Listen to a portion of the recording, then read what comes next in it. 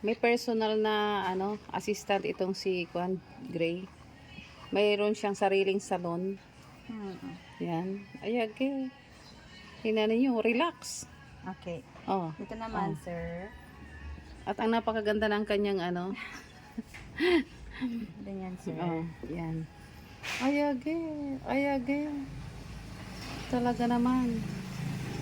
Oh. Oh. Oh. Relax. Gustong-gusto. Relaxing niya. exercise. Gustong-gusto niya. Yan oh. Sir, malaki ang bayad ko, ha? Magkano bayad mo dyan, madam? 1.5. Grooming It's a part of grooming. Tingnan mo, sir. Ang dami mo ng buhol-buhol, sir. Magpapakeratin ka. Magpapawax ka, sir. Mamaya, kurutin ko yan. Okay. Okay na, sir. Okay na. Okay na pa yan? Bakit man linggis? Tingnan nyo yung niya, yung buntot niya. Ayage, relaxing kanto. Ay, ang sarap-sarap kanto. Ayage, yung buntot,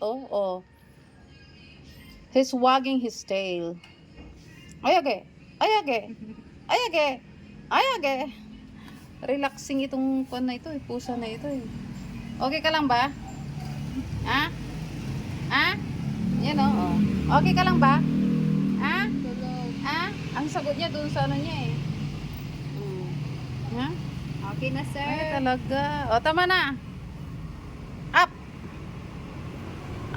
Yung buntot niya Up. Ay, relax talaga. Gusto ng masi-masi. Ha? Relaxing ka. Relaxing. Mag-relaxing exercise ka nga.